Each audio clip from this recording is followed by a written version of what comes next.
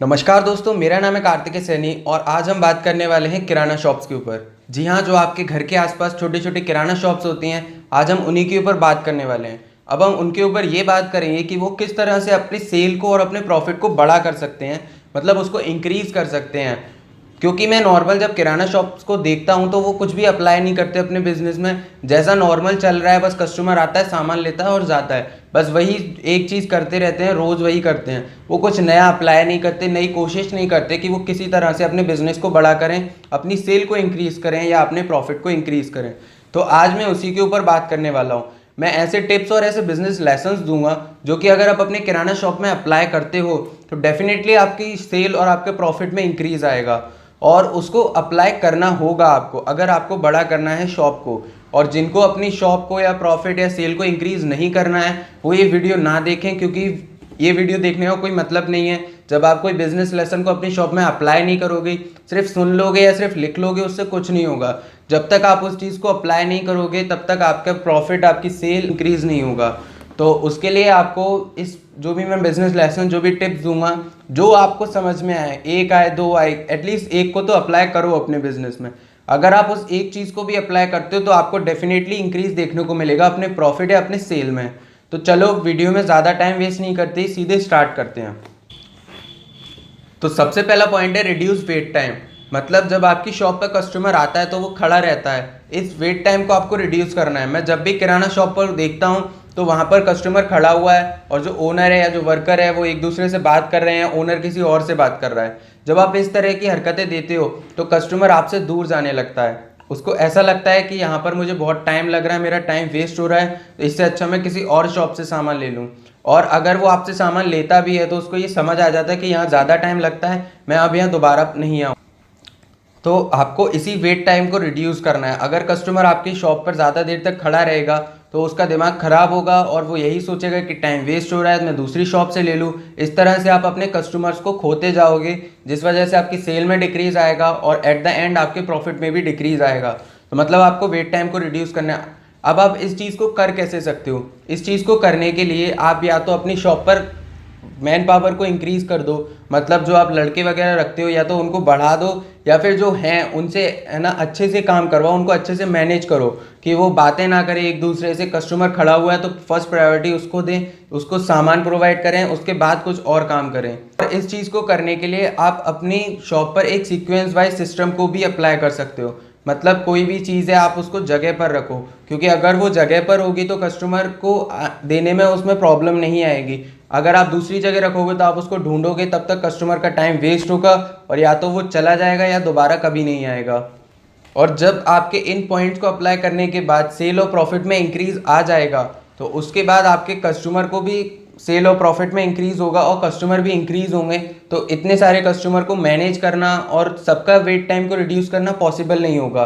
तो इस चीज़ के लिए आप एक काम और कर सकते हो, अपनी शॉप्स पर चेयर वगैरह रखवा दो, जिससे कि कस्टमर अगर टाइम वेस्ट हो रहा है या उसको आप सामान प्रोवाइड नहीं कर पा रहे हो उस समय, तो वो आपकी शॉप पर आराम से बैठ सकेगा। सेकंड पॉइंट है क्वालिटी एज पर प्राइस। मतलब कस्टमर को आपको क्वालिटी वही देनी है जितनी वो आपको प्राइस दे रहा है। ऐसा नहीं करना है कि अगर उसने आपको ज़्यादा प्राइस दी है उसके बाद आप उसको क्वालिटी रिड्यूस करके अपने प्रॉफिट को इंक्रीज़ करने के लिए कम लेस क्वालिटी, मतलब बेकार क्वालिटी उसको प्रोवाइड कर रहे हो। इससे क्या होगा, कस्टमर को समझ आ जाएगा दो तीन बार में कि ये बेकार दुकान है, ये मेरे को क्वालिटी अच्छी नहीं देते हैं, तो वो दोबारा आपकी शॉप पे आना पसंद नहीं करेगा। इसीलिए आपको कस्टमर को क्वालिटी उसकी प्राइस के बराबर ही देनी है। और थर्ड पॉइंट है लुक्स। आप अपनी शॉप का इंटीरियर वगैरह और आउटसाइड लुक को भी अच्छा कर सकते हो, क्योंकि जब लुक अच्छा होता है तो कस्टमर उससे अट्रैक्ट होता है। अगर आपकी शॉप पे गंदगी है, सामान ऐसी फैला पड़ा है, तो कस्टमर को अच्छा नहीं लगेगा। वो जब अट्रैक्टिव चीज़ नहीं लगेगी आपकी शॉप तो कस्टमर वहाँ आना पसंद नहीं करेगा। तो आपको अपना थोड़ा बहुत इंटीरियर, अगर आप कैपिटल इन्वेस्ट कर सकते हो तो आप अंदर का इंटीरियर अच्छा कर सकते हो, अगर नहीं तो आप एटलीस्ट थोड़ी साफ़ सफाई रख सकते हो। और अपने बाहर भी थोड़ी साफ़ सफाई, रोड पर भी आप झाड़ू वगैरह लगा सकते हो, क्योंकि उससे जब साफ़ सफाई होती है तो कस्टमर अट्रैक्ट होता है, और कस्टमर जब अट्रैक्ट होगा आपके पास आएगा तो आपसे कुछ ना कुछ तो खरीदेगा। तो उससे आपकी सेल और प्रॉफिट दोनों में एक इंक्रीज दिखेगा आपको। फोर्थ पॉइंट है मिसगाइड। बहुत से किराना शॉप वाले ऐसा करते हैं, वो अपने कस्टमर को मिसगाइड कर देते हैं। जैसे कि मैं एक एग्जांपल दूं, दो रिफाइंड ऑयल कंपनीज हैं, एक है किंग्स और एक है महाकोश। अब किंग्स बनाते हैं अडानी विल्मर और महाकोश बनाते हैं रुचि ग्रुप वाले। तो इसमें दुकान पर मैं गया था यही लेने महाकोश, तो उस समय मेरे को जो शॉप वाला था उसने मिसगाइड किया, वहाँ पर महाकोश अवेलेबल नहीं था तो उन्होंने मुझे किंग्स प्रोवाइड किया। अब मैंने बोला महाकोश चाहिए मुझे, तो वो बोलते हैं कि ये भी महाकोश वालों का ही है। लेकिन मैंने जब इसके बारे में पता किया तो पता लगा कि किंग्स तो अडानी विल्मर का है और महाकोश रुचि ग्रुप का है। मतलब दोनों में कितना डिफरेंस है, दोनों की पूरी कंपनी अलग है, बहुत डिफरेंट क्वालिटी है दोनों की। तो इस तरह से जब आपको शॉप वाला मिसगाइड करता है तो कस्टमर को ये चीज़ अच्छी नहीं लगती है और वो दोबारा उस शॉप पे जाना पसंद नहीं करता है, जिस वजह से मैं भी उस शॉप पर नहीं जाता हूँ। क्योंकि मुझे पता लग चुका है कि अगर मैं उस शॉप पर जाऊँगा तो वो मुझे कोई भी चीज़ प्रोवाइड कर देंगे और मिसगाइड करके मेरे को वो चीज़ लेने पे मजबूर कर देंगे। तो इस तरह की चीज़ें आपको नहीं करनी है, आप कस्टमर को मिसगाइड मत करो। अगर आपके पास कोई चीज़ नहीं है तो उसको सिंपल बोल दो, सॉरी सर ये अवेलेबल नहीं है।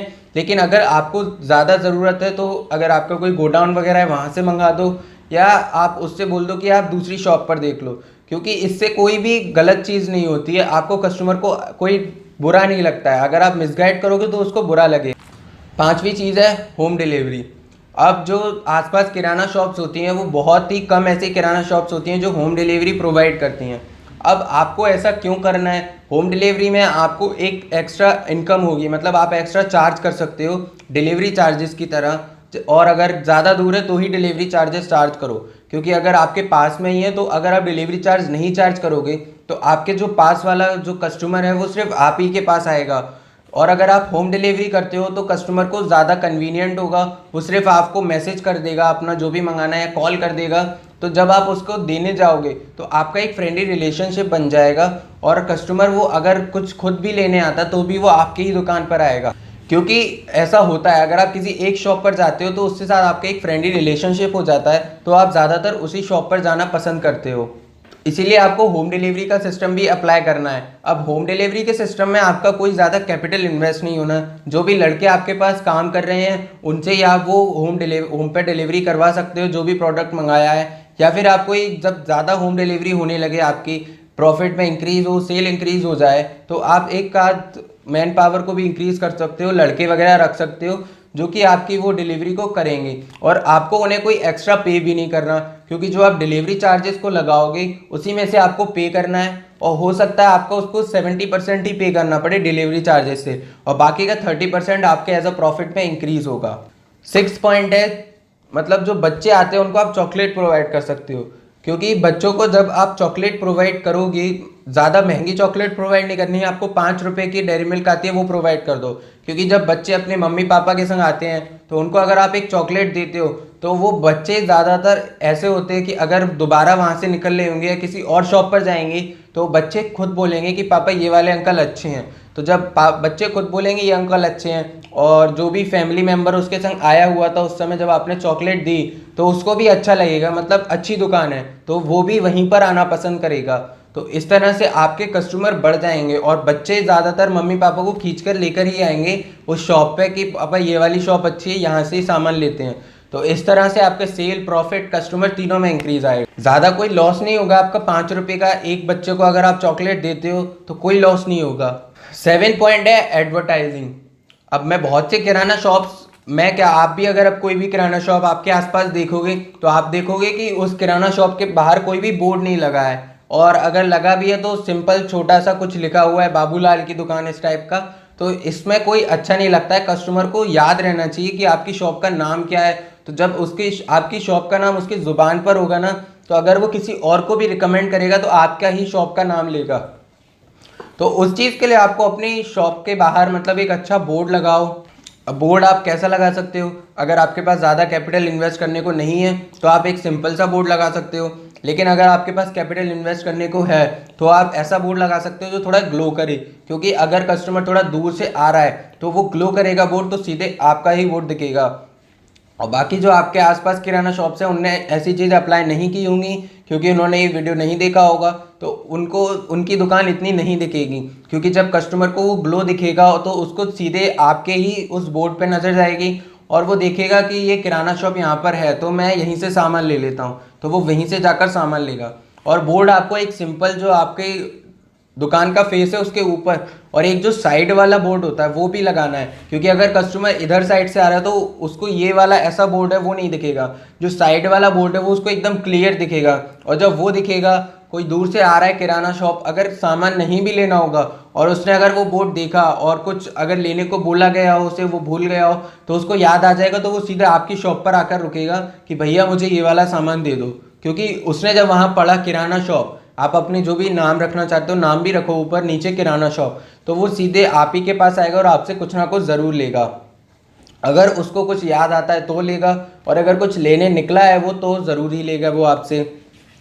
तो इस तरह से आपकी एक एडवर्टाइजिंग हो जाती है। और ऊपर वाले पॉइंट से भी एक तरह की एडवर्टाइजिंग होती है। अगर आप बच्चे को चॉकलेट देते हो तो वो अपने कॉलोनी के बच्चे, गली वगैरह के बच्चों से भी बोलेगा कि वो वाली शॉप अच्छी है, वहाँ के अंकल चॉकलेट देते हैं। तो जो बाकी के बच्चे वो भी अगर सामान लेने मम्मी पापा के संग जाएंगे तो वो भी अपने मम्मी पापा से बोलेंगे कि पापा ये वाली शॉप से लो, मेरा वो फ्रेंड बोल रहा था कि ये शॉप अच्छी है, इस टाइप का। तो इस तरह से भी आपकी एक एडवर्टाइजिंग हो जाएगी। और आप एडवर्टाइजिंग के लिए अपने बैग वगैरह भी छपवा सकते हो। मतलब कोई भी छोटा मोटा सामान लिया है कस्टमर ने, तो आप उसको बैग दे दो कि जो भी आपके शॉप का नाम है वो उस पर हो और जो भी लोगो वगैरह। तो जब वो आप बैग दोगे उसको, तो नॉर्मली वो बैग उसके घर पर पड़ा रहेगा, तो जब वो बार बार उस दुकान का नाम देखेगा तो उसके दिमाग में घुस जाएगा वो। और जो आपने वो बोर्ड लगाया है, जब भी वो बाहर निकलेगा तो उसको वो बोर्ड दिखेगा और आपकी नाम उसके दिमाग में है ही, तो वो डायरेक्ट आपकी ही दुकान पर आएगा कुछ भी सामान लेने के लिए। तो ये जो पॉइंट मैं आपको बता रहा हूँ, इसमें कैपिटल इन्वेस्ट कितना कम हो रहा है, लेकिन आपका प्रॉफिट और सेल में काफ़ी इंक्रीज आने वाला है। और कोई कोई तो ऐसा पॉइंट है जिसमें कोई भी कैपिटल इन्वेस्ट नहीं हो रहा है, जैसे कि रिड्यूस वेट टाइम। अगर आप लड़के वगैरह नहीं रखते हो, सिर्फ अपनी बातें कम करना और सीक्वेंस वाइज सब चीज़ें रखना, तो आपको काफ़ी आसानी होगी। और उस रिड्यूस वेट टाइम में एक और पॉइंट है, सीक्वेंस वाइज अगर आप रखते हो तो उसके लिए मैं आपको एक इमेज दिखाता हूँ। अगर आप इस तरह से रखते हो तो जो आपको बहुत ज़्यादा आसानी होगी। ये मैंने एक शॉप पर ही देखा था हमारे एरिया के पास।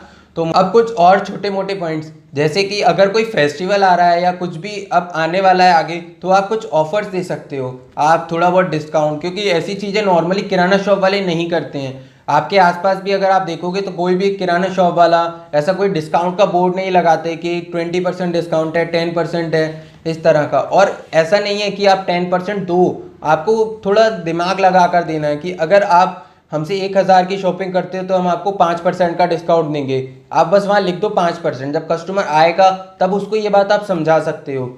इस तरह से आप, क्योंकि आप कोई बिग बाजार नहीं हो, आप बहुत बल्क में सामान नहीं खरीदते जो आप 50-50% का डिस्काउंट एक एक प्रोडक्ट पर दे दोगे।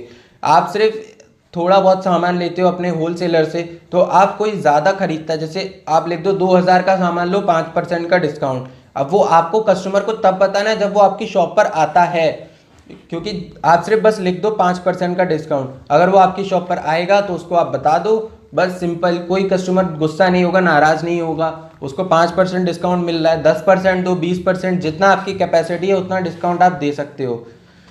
और ये चीज़ें आपको सिर्फ कोई फेस्टिवल या कुछ भी ऐसा होने वाला है तभी करना है। नॉर्मल डेज में आप अपना नॉर्मल ही चलाओ बिजनेस को, क्योंकि फेस्टिवल पे लोग ज़्यादातर सामान खरीदते हैं।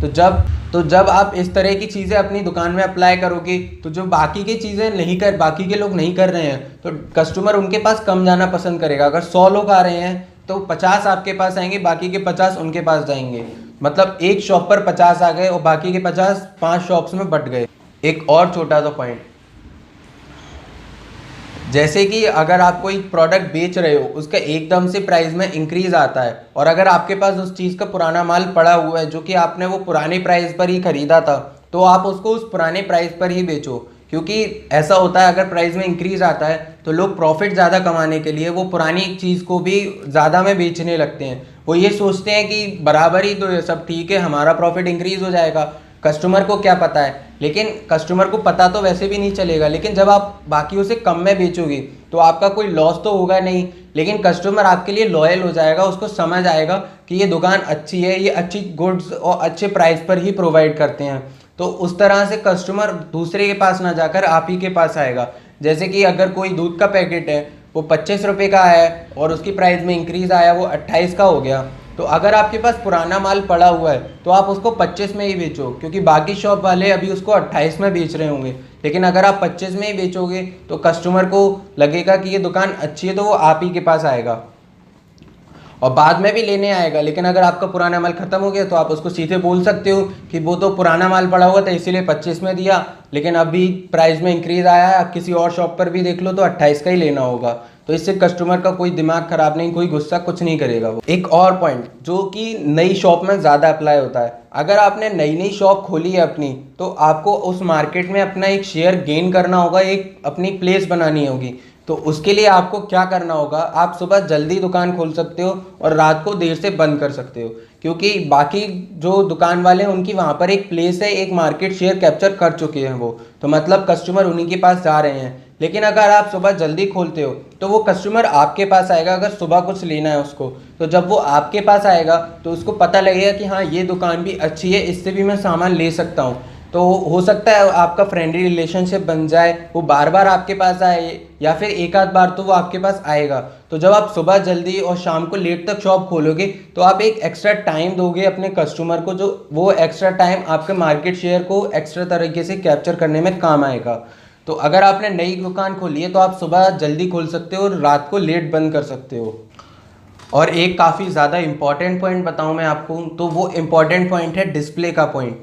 मतलब आपको अपनी शॉप में जो प्रोडक्ट्स हैं उनको इस तरह से डिस्प्ले करना है कि कस्टमर जब उनको देखे तो वो ले उनको। और वो इस तरह से हो सकता है कि अगर जो बच्चे आए, बच्चे हैं, बच्चों की चीज़ें हैं, तो वो आप बच्चों की हाइट के, बच्चों के आई लेवल के हिसाब से डिस्प्ले कर सकते हो। मतलब थोड़ा नीचे डिस्प्ले करो, जिससे जब बच्चे दुकान में आएंगे तो उनको ऊपर नहीं देखना होगा, नीचे नहीं, उनके सीधे आई लेवल पे उनको वो चीज़ दिखेगी। और जब बच्चों को दिखेगी तो बच्चे ज़रूर जिद करेंगे, तो उस वजह से मम्मी पापा को वो दिलानी पड़ेगी।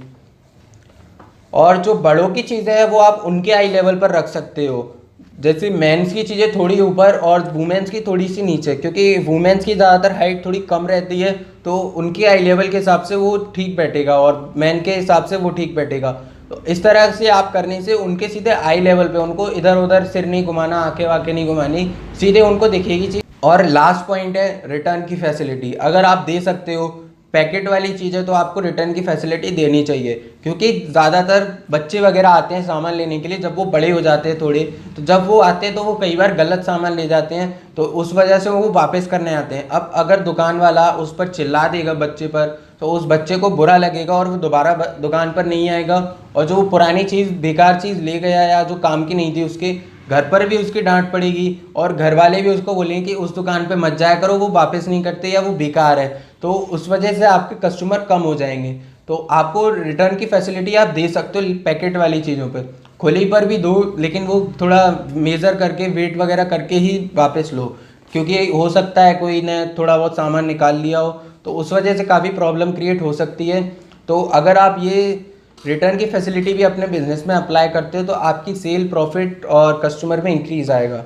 तो एट द लास्ट मैं यही कहूँगा कि अगर आप इन पॉइंट्स को, जो भी पॉइंट आपको समझ में आया है, 1 2 3 जितने भी आए हैं, उनको अपनी शॉप में अप्लाई करो, क्योंकि इन पॉइंट्स में कोई बड़ा कैपिटल एक्सपेंडिचर नहीं लग रहा, ना कोई बड़ा कैपिटल इन्वेस्टमेंट है, बस थोड़ा सा आपको किसी किसी पॉइंट में कैपिटल इन्वेस्ट करना है और किसी में तो आपको बिल्कुल नहीं करना है। तो अगर आप इन पॉइंट्स को अप्लाई करते हो तो आपकी सेल में डेफिनेटली इंक्रीज़ आएगा, और जब सेल में इंक्रीज़ आएगा तो एट द एंड आपके प्रॉफिट में भी इंक्रीज़ आएगा।